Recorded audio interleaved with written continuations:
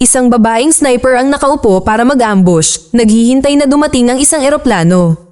At kapag lumabas ang isang lalaki sa wing machine, nagpaputok ang babae.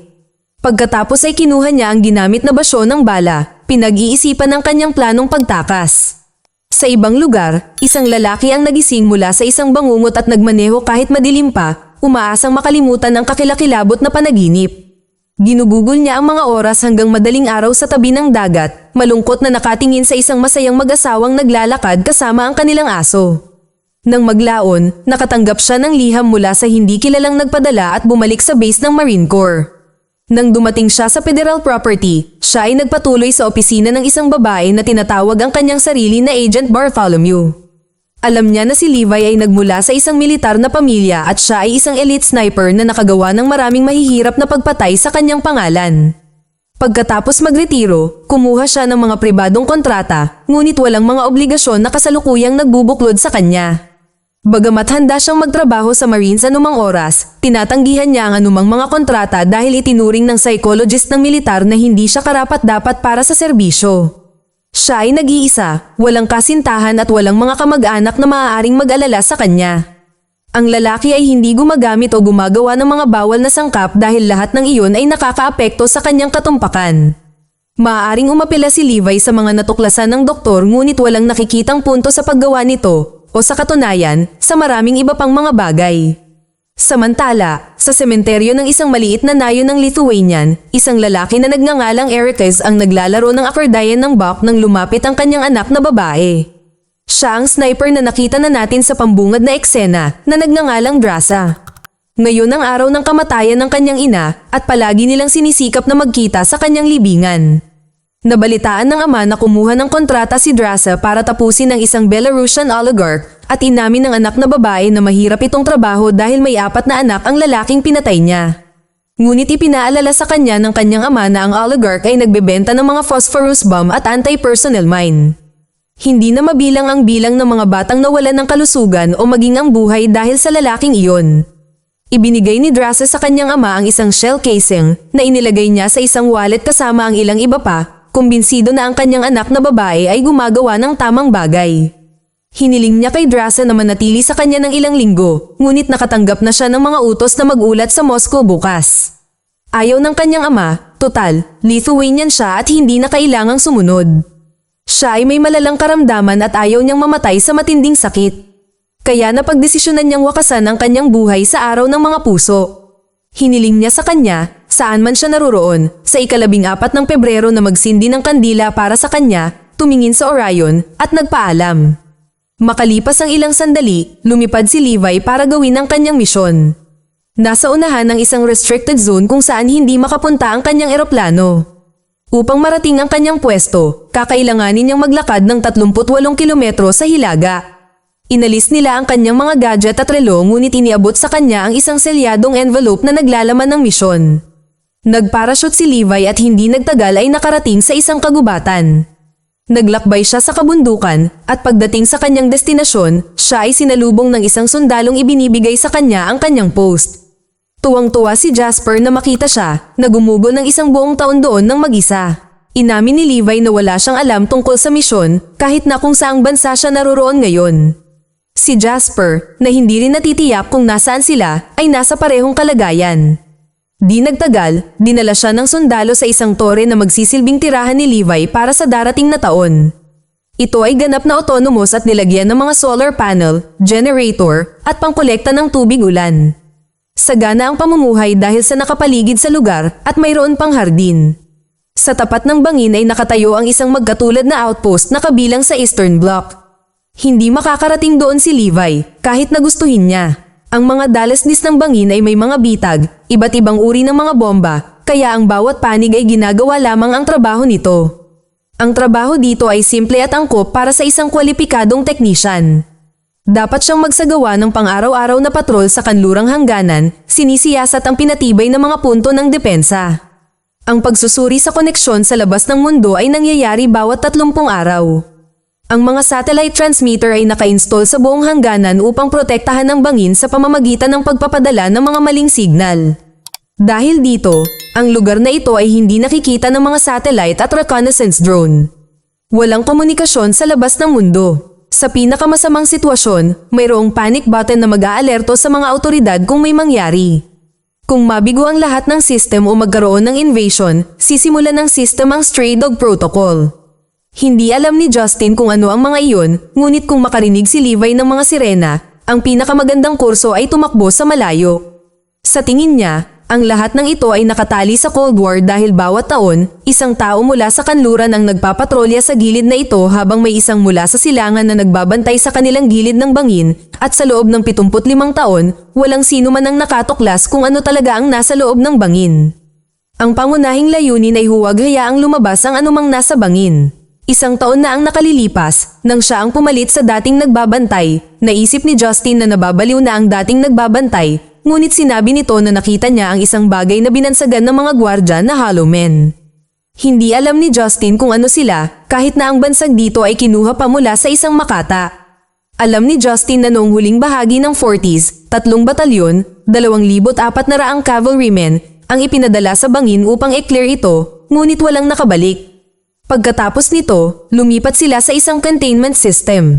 Natutunan ni Justin ang lahat ng ito mula sa mga kwento ng dating nagbabantay dito na maaaring nagsimulang mabaliw dahil sa pag-iisa sa gitna ng kawalan, ngunit ang sundalo mismo ay naniniwala na ang bangin ay pasukan sa impyerno at sila ay nagbabantay sa mga tarangkahan. Nagpaalam ang mga lalaki sa isa't isa at tumungo si Justin sa pick-up point kung saan kukunin siya ng isang helicopter. Di nagtagal, lumitaw ang sasakyang panghimpapawid sa kalangitan at nagbaba ng isang cable, ngunit habang umaakyat si Justin, binaril siya ng piloto at ibinagsak ang kanyang katawan.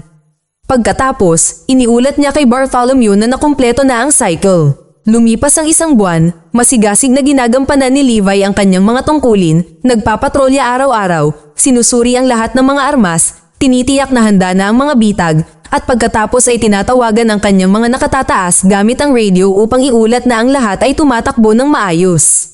Sa kanyang libreng oras, nagbabasa siya dahil maraming mga libro sa tore kung tutusin. Isang araw, napansin niya ang ilang mga sulat sa dingding, marahil ay iniwan ng mga nauna sa kanya na may petsang mula sa nakalipas na mga dekada. Minsan, inaalagaan niya ang hardin, inaani ang huling ani ng panahon, at isang araw, naririnig niya ang tunog ng lagare mula sa kabilang bahagi ng bangin. Pagtingin niya sa binocular, nakita niya ang isang babae. Sinusubukan din ni Drasa na makita ang kanyang kasamahan, ngunit nang makita niyang lumayo siya, bumalik siya sa kanyang gawain. Nang gabing iyon, nagising si Levi mula sa kanyang karaniwang bangungot, bigla siyang bumangon, at kinuha ang kanyang rifle. Hindi na malaya na nabasag niya ang isang baso at nahiwa ang kanyang paa sa mga bahagi nito. Ang mga dugo ang bakas ng paa sa sahig ay tumutulong sa kanya na magising. Pagkatapos, kinuha niya ang kanyang binocular at nakita si Drasa na hindi rin makatulog, ngunit nang mapansin niya ang kanyang titig, pinatay niya ang kanyang mga kandila at pumasok sa kanyang silid. Lumipas ang isa pang buwan, ipinagdiriwang ni Drasa ang kanyang kaarawan at pagkatapos ay sinimulang panoorin si Levi. Dahil nababagot, nagpasya siyang gumawa ng prank. Nagpaputok siya sa hangin para makuha ang atensyon nito. Nang abutin niya ang kanyang binocular, may hawak itong karatula na nagtatanong ng kanyang pangalan. Binalaan niya ito na bawal makipag-ugnayan, ngunit walang pakialam si Drasa dito. Isinulat niya ang kanyang pangalan at dahil kaarawan niya, ipinapahayag niya na gagawin niya ang gusto niya. Tumawa si Levi, isinulat ang kanyang pangalan at iminumungkahi na uminom sila bilang parangal para sa kanya. Binuksan ng babae ang musika at hiniling na sumayaw kasama niya, ngunit iginiit ni Levi na wala siyang ideya kung paano sumayaw. Hindi naniniwala si Drasa sa kanya. Tiyak, dapat mayroong isang bagay na magaling siya. Inamin ni Levi na magaling siyang sniper, ngunit gusto ni Drasa ng patunay. Inilagay ni Levi ang kanyang inumin sa gilid ng bangin, nagpaplanong barilin ito, ngunit pinatumba muna ito ni Drasa sa kanyang pagbaril. Bilang tugon, binaril din ni Levi ang kanyang bote ng alak gamit ang isang bala. Pagkatapos ay binabalanse ni Drasa ang isa pang bote sa kanyang ulo na nagpapakita na maaari siyang magpatuloy sa pagsasanay. Ngunit bigla siyang nawalan ng balanse saglit at dahil dito, ibinaba niya ang bote, sinenyasan siyang tumingin sa ibaba. Sumilip si Levi sa dilim at maya-maya ay may nakita siyang gumagalaw, isang kakaibang nilalang nakahawig ng isang gumagalaw na puno. Nagpaputok siya habang ang isa sa mga nilalang na ito ay tumuntong sa isang bitag at sumabog, ngunit ang iba ay patuloy na umaakyat sa dingding. Nagpaputok na rin ngayon si Drasa, tinulungan si Levi na barilin ang mga halimaw. Magkasama silang pinapatumba ang ilang mga nilalang at pagkatapos ay biglang tumahimik ang lahat. Ngunit sa sandaling umatras si Drasa mula sa gilid, ang mga kamay na parang mga sanga ang mga daliri ay humawak sa gilid at isang makahoy na halimaw ang gumapang. Patuloy itong gumagalaw patungo sa babae, hindi pinapansin ang mga putok na tumatama sa kanya, kaya agad na tinulungan siya ni Levi gamit ang isang putok mula sa kanyang rifle. Agad niyang napagtanto na ang Hollow Men ay umaatake na din sa kanyang gilid ng bangin, kaya ngayon ay nagpaputok siya sa kanyang pwesto, tinutulungan ng babae na labanan sila. Sumabog ang mga bitag sa gilid ng bangin, itinapon si Drasa sa isang tabi, ngunit tinulungan siya ni Levi gamit ang machine gun tulad ng ginawa niya sa kanya kanina. Sa wakas, natapos ang pag-atake. Matagal silang nakaupo sa kadiliman, sinusubukang ibalik ang kanilang katinoan.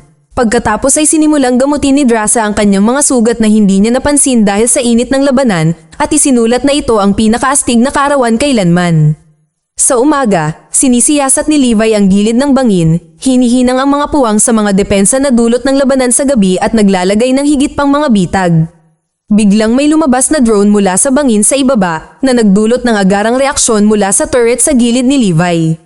Ang lalaki ay nananabik na nanunood upang makita kung ano ang susunod na mangyayari, ngunit ang drone ay lumipad palayo at ang turret ay tumigil.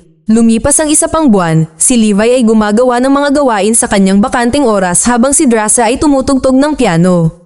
Pagkatapos, isang araw, nakakita si Drasa ng isang nakasinding Christmas tree sa kabila ng bangin at isang mensahe ng holiday para sa kanya.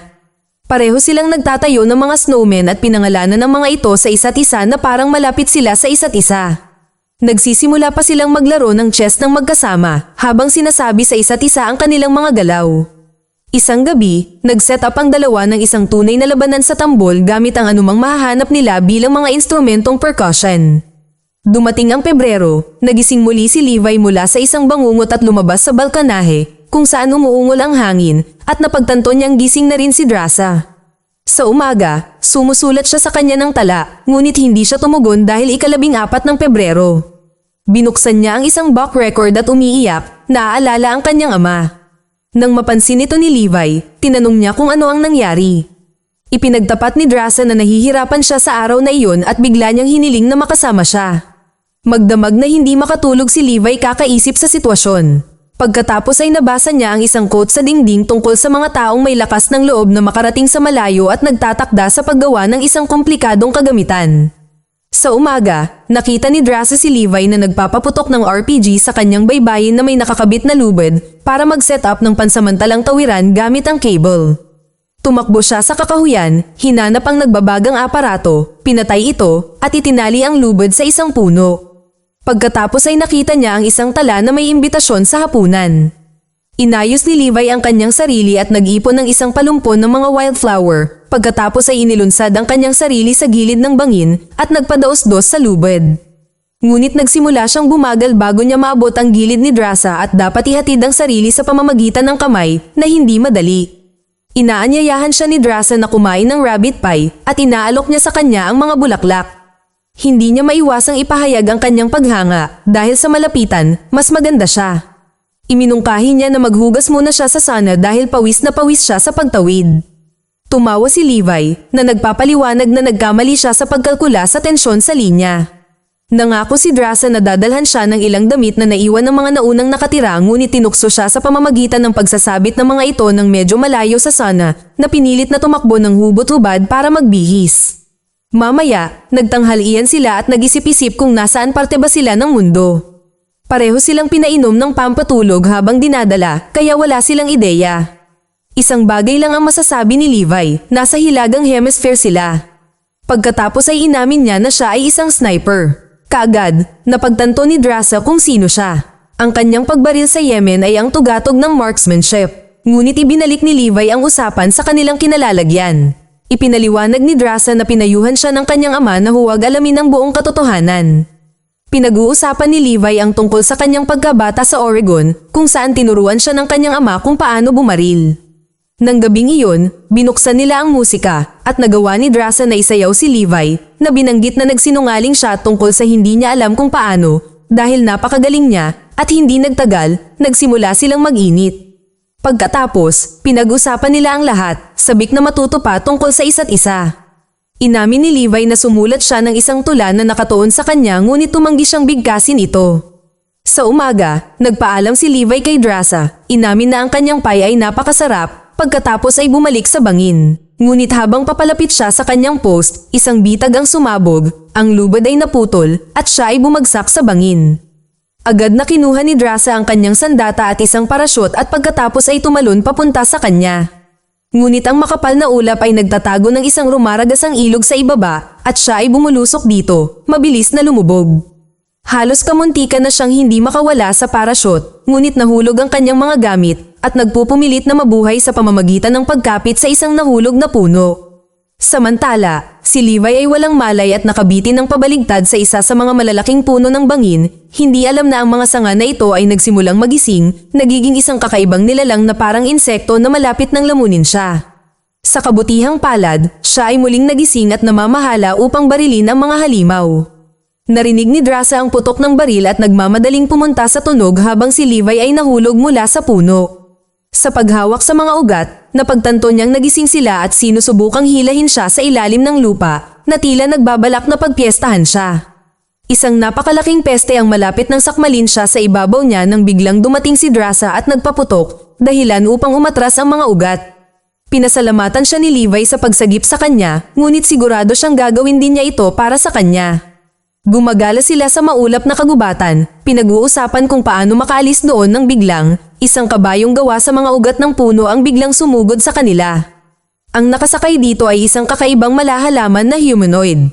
Ang figure ay umiwas sa kanilang mga bala at pagkatapos ay inaatake si Drasa habang si Levi ay lumalaban sa kabayo. Halos hindi matalo ng dalawa ang mga kakaibang nilalang na ito. Ipinagpalagay ni Levi na ang mga buhay na tao ay nagsisilbing pagkain para sa mga halimaw ng halaman na ito.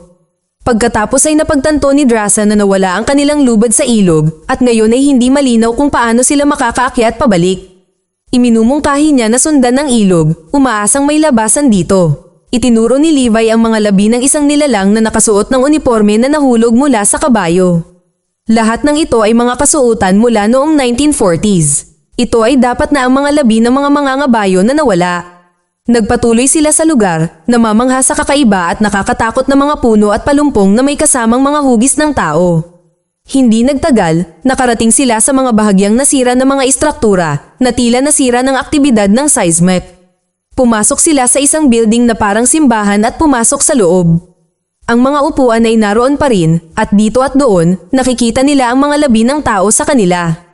Nakita ni Levi ang isang pamilyar na amoy at hinuhusgahan niya na ang mga taong ito ay namatay mula sa pagkalason sa cyanide. Ngunit paano nangyari iyon? Nakiusap si Drasa na umalis sila sa lalong madaling panahon nang biglang bumagsak ang malalaking gagamba sa kanila mula sa itaas. Bumabaril sila habang nagpapatuloy na lumabas at kumaripas ng takbo patungo sa pinto nang magsimulang gumalaw ang mga mummified na bangkay sa mga upuan. Nagpaputok si Drasa ng grenade launcher sa dingding ng simbahan.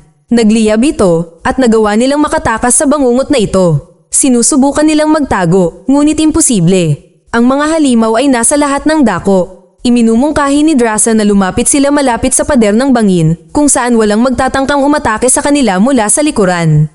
Tumakbo sila roon at nakahanap ng pasukan sa isang mas malaki ngunit hindi gaanong buo na gusali, kung saan maaari nilang harangan ng pinto at makapagpahinga ng kaunti. Sa lalong madaling panahon, napagtanto nila na ito ay isang base na itinayo sa gilid ng bangin. Natuklasan nila ang isang lumang laboratorio na puno ng mga kemikal at compound. Sa paghahanap nito, nakahanap si Levi ng isang reel ng pelikula sa isang generator na gumagana pa rin sa kabila ng lahat ng mga taon. Bumukas ang mga ilaw, nakahanap si Levi ng projector, at nanonood sila ng isang pelikula kung saan inilalarawan ng isang lab worker ang isang lihim na koalisyon ng mga bansa sa silangan at kanluran. Malapit nang matapos ang World War II, habang nililikha ni Oppenheimer ang bombang nuclear, sila ay gumagawa ng isang kemikal na warhead na hindi pa nagagawa ng sinuman sa lab na ito. Biglang, isang malakas na lindol ang tumama sa bangin na sinira ang lab. Ang nagresultang biochemical contamination ay pinagsama ang DNA ng tao sa mga halaman, hayop, at maging mga insekto na ginagawang mga halimaw ang mga tao. Gayunpaman, ang ilang mga individual ay naging mga mapanganib na halimaw dahil sa impeksyon. Kung walang mutation na makikita sa loob ng 5 araw, immune ng isang tao. Ang babae sa pelikula ay nagpapakita ng mga nakakatakot na pagbabago sa kanyang katawan habang napansin ni Drasa ang isang selyadong ampule na naglalaman ng ilang solusyon. Samantala, ang siyentipiko ay patuloy na nagsasabi na ang sangkatauhan ay maaaring maligtas lamang dahil ang bangin ay nasa isang hindi madaanang rehiyon. Humingi siya ng tawad at umaasa na kahabagan sila ng Diyos at nagtapos ang pelikula. Ang dalawa ay nagpatuloy at sa lalong madaling panahon ay nakahanap ng isang silid na may modernong kagamitan na hindi umiiral noong kalagitnaan ng ika-20 siglo, kaya ang lab ay dapat na gumagana hanggang kamakailan. Ngunit bakit hindi na lang pasabugin ito para mapuksa ang banta sa sangkatauhan? Pinaandar ni Levi ang computer at nabasa ang pangalan ng isang organisasyon ng militar na si Darklight. Napagtanto niya na hindi sila nagtatrabaho sa militar kundi para sa isang pribadong kumpanya, maliwanag na isang napakayaman at makapangyarihan. Alam niya na ang mga drone ng Darklight ay nangongolekta ng mga hybrid na specimen sa buong mundo, kaya ang kumpanya ay dapat na gumagawa ng mga super soldier at pinoprotektahan ang mga lihim nito. Nakita ni Levi ang isang programa na pinangalan ng Stray Dog at naalala ang babala ni Jared. Napagtanto niya na ito ang codename para sa isang thermal bomb na dapat sana ay sumira sa bangin kung sakaling may mangyaring mali, ngunit nasira ito dahil sa lindol. Inamin ni Levi na kung hindi sila makakalabas, sulit pa rin ito dahil nakilala niya siya. Naghahanda sila para sa susunod na paglalakbay nang malaman ni Drasa na nakalimutan niya ang kanyang bag sa pasukan kung saan nakalagay ang lahat ng kanilang mga bala, kaya wala silang choice kundi bumalik. Naghagis sila ng smoke bomb bilang cover at tumungo sila sa labas. Kinuha ni Drasa ang bag, ngunit mula sa manipis na ulap, isang mahabang ugat ang lumabas, hinawakan ng kanyang binti at kinaladkad siya palayo ng napakabilis at tinamaan dito si Levi. Sinunggaban ng ilang mutated na halimaw na nakasakay sa kabayo ang babae at dinala siya sa kadiliman. Sinubukan niyang putulin ang ugat, ngunit bumangga siya sa isang bagay at nawalan ng malay. Sinundan siya ni Levi at hindi nagtagal ay nakahanap siya ng nasirang missile silo. Namulat si Drasa nang makitang nakabitin siya sa isang silid na may isang hollow man na nakatingin sa kanya, maliwanag na nagpapas siya kung saan magsisimulang kumain. Nagawa niyang palayain ang sarili at lumaban, ngunit napakalakas ng halimaw. Sinunog ito ni Drasa gamit ang isang troso mula sa apoy, ngunit halos madaig siya nito. Pagkatapos ay lumitaw si Levi, iniligtas siya. Sinuri niya ang hollow man at napagtanto na ito ay ang mga labi ng isa sa mga nauna sa kanya, ang mismong opisyal na nagpangalan sa mga nilalang na Hollow Men. Umalis sila at sa lalong madaling panahon natuklasan ang mga nasirang rocket at isang pulutong ng mga mutated na tao. Ang kanilang pagsasanib sa mga halaman ay ginagawang isang malaweb na bangungot ang buong lugar. Dumaan sina Drasa at Levi, ngunit isang halamang tao ang humawak kay Drasa at nagpumiglas si Levi na palayain siya. Tumakas sila, pinaputukan ang mga mutated na halaman hanggang sa magpaputok ng granada si Drasa na sinunog ang kalahating halaman upang makatakas sila. Hindi nagtagal, nakahanap sila ng gumaganang jeep na nilagyan ng malakas na winch at minaneho ito papunta sa bangin. Habang nilalabanan ni Drasa ang Hollow Men, ginagamit ni Levi ang winch para ihagis ang cable sa itaas at sinimulan silang hilahin ng sasakyan pataas. Ngunit ang mga halimaw ay patuloy na sumusunod sa kanila. Sa buong pag-akyat, kailangan nilang labanan ng Hollow Men na halos mahulog sa kailaliman. Nang ilang metro na lang sila mula sa taas, halos madulas si Levi pero nahawakan niya ang frame. Tinutusok niya ang tangke ng gas, kaya nabasa ng gasolina ang nilalang na nakakapit pa rin sa lubid. Sinindihan ni Levi ang gasolina at bumulusok ang jeep, kumalas ang mga Hollow Man habang si Levi at Drasa ay nakabitin sa bangin at pinutol ang lubid. Sa wakas, nagawa nilang maabot ang tore ni Drasa. Pagkatapos maglaan ng ilang sandali upang gamutin ang kanilang mga sarili, iniisip nila kung ano ang susunod na gagawin. Kung sila ay nahawahan, isa lamang ang pagpipilian, kailangan nilang bumalik, ngunit kailangan nilang maghintay muna ng 5 araw upang makita kung lumitaw ang mga sintomas. Inamin ni Levi na siya ay ipinadala dito dahil wala siyang asawa at pamilya, kaya walang maghahanap sa kanya, ngunit ngayon ay nagbago ang lahat. Iminumungkahi ni Drasa na tumakas sa France, ngunit naniniwala si Levi na dapat muna nilang sirain ang bangin. Tumawid siya pabalik at ni-radio ang kanyang mga superior na nag-uulat na ang lahat ay normal. Gayunpaman, ang mga malaitim na drone ay nakakita ng aktibidad mula sa silangang Tagamasid, kaya iniutos ni Bartholomew na tapusin si Levi.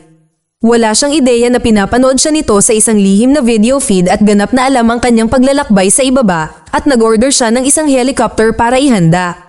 Kinaumagahan, sina Levi at Drasa ay gumagawa ng kanilang karaniwang routine nang biglang may lumitaw na helicopter.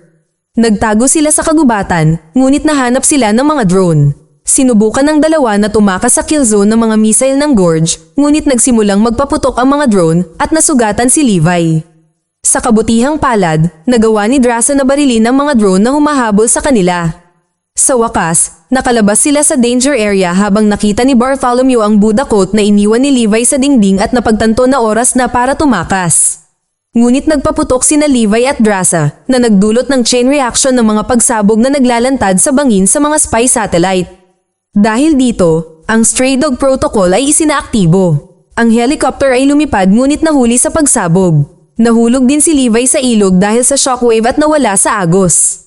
Naghintay si Drasa ng 6 na araw para sa kanya sa isang kalapit na kuweba pagkatapos ay umalis. Makalipas ang ilang sandali, nanirahan siya sa France at sa wakas ay binuksan niya ang kanyang huling liham na naglalaman ng tula na isinulat niya para sa kanya. Umiiyak siya, inaalala ang pagsasama nila ni Levi. Nagsimula siyang magtrabaho sa isang kafe at isang araw, bigla niyang nakita si Levi sa isang table. Nagpipigil si Drasa na tumakbo ng diretsyo sa kanyang mga bisig at nagtanong kung bakit ang tagal niyang nawala. Inamin ni Levi na nasaktan siya ng husto, pero ngayon, handa na siyang matikman muli ang pie na niluto niya para sa kanya at naghalikan sila. Ang pelikula ay nagpapakita ng kakaibang intelektual na horror, isang romantikong melodrama, isang action blockbuster, at isang sci-fi horror ng sabay-sabay, ngunit sa huli, hindi pa rin tayo sigurado kung ang mga halimaw na nilalang sa bangin ay tuluyan ng napuksa. Mag-subscribe para sa higit pang mga video na tulad nito, i-on ang notification at mag-iwan ng like para matulungan ang aming channel. Salamat sa panunood.